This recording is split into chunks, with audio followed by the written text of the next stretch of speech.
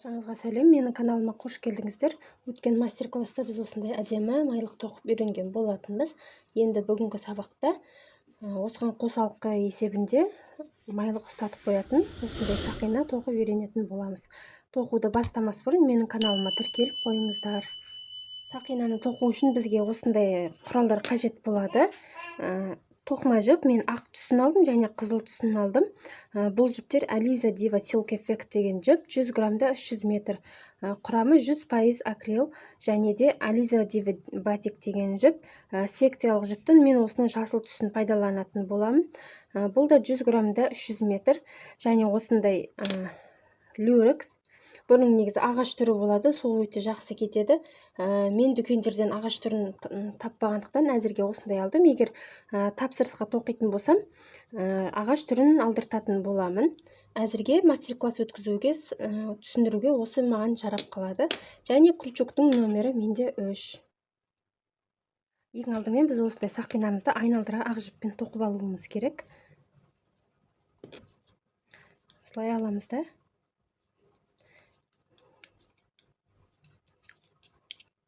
Осылай. Жай ғана накидсіз столбиктер тоқимыз.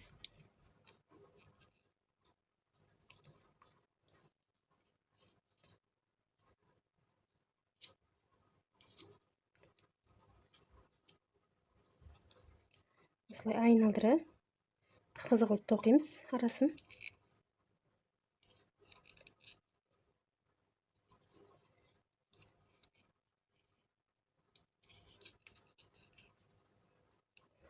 Менде осындай болып жатыр.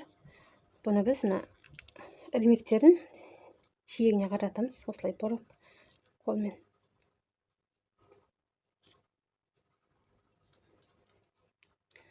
Осыны осылай тығыздаймыз.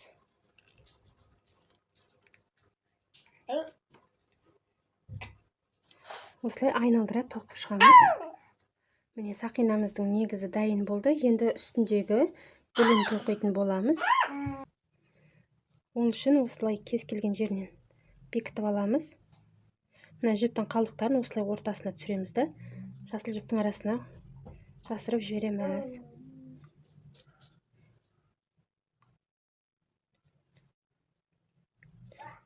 Екі ауа ілмегі, 1, 2. Жіпті ілеміз крючокқа. Осы жерге бір рет накидті столбик тоқимыз. Осылай.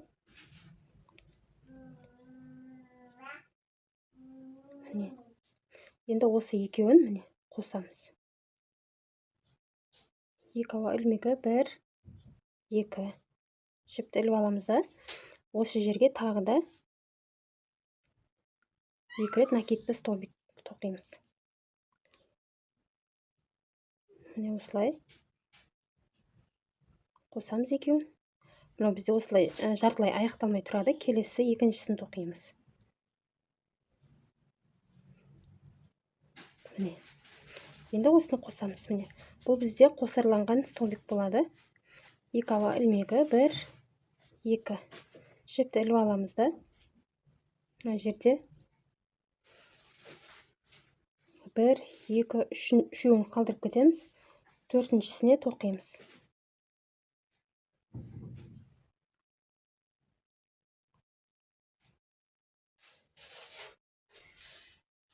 Жіптерлерімізді тартып шығарамыз. Жіпті іліп аламыз да, тағы да осы жерден өткіземіз да, тартып шығарамыз. Екі столбикті қосамыз. Екі ауа ілмегі, 1, 2. Осы жерге тағы да қайталаймыз.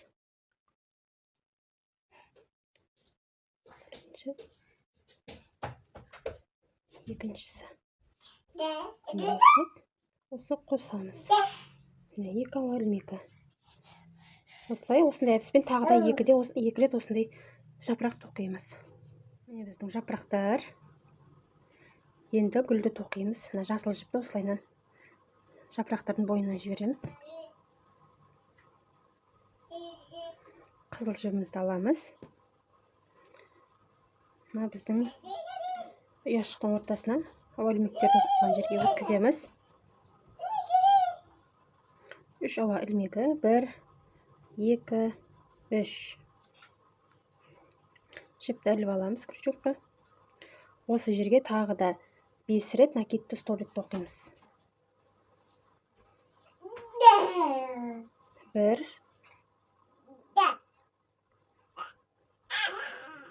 2 3 4 және 5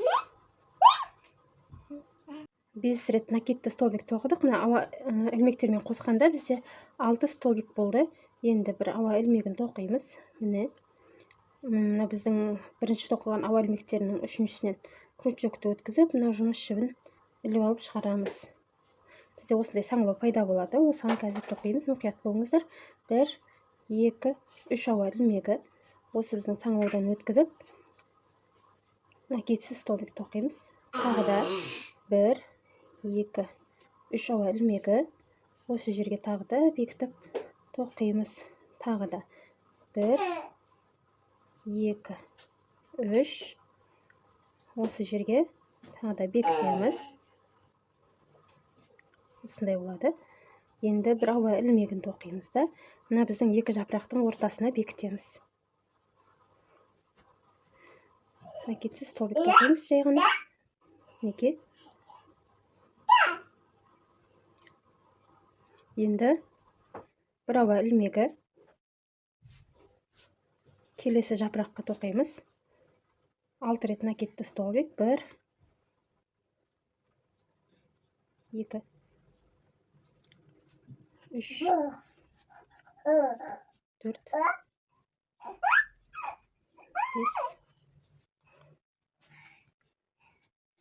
5 6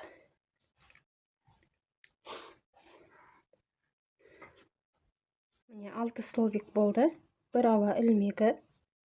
Мына біздің бірінші столбиктен крючокты өткізіп, жіпті тартып шығарамыз. Тура біздің жаңа мынау тоқығанымыздай осы жерге тоқып шығамыз, және осы екі гүлді де осы жерге қайталап шығамыз. Міне біз гүлімізді аяқтадық. Осындай болды. Енді мына жіпті біз жасыруымыз керек.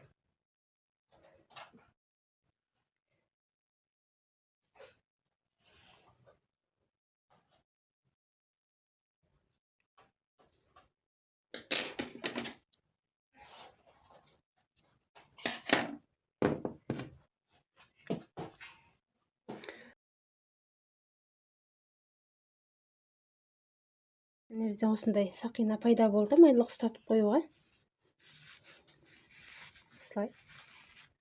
Әртүрлі түсте тоқуға болады. Мастер-класс ұнаса, лайк басып, комментарий қалдыруды ұмытпаңыздар. Және де алдағы уақытта мастер-класстарды жібере алмас үшін менің каналыма тіркеліп қойыңыздар. Келесі кездескенше сау болыңыздар.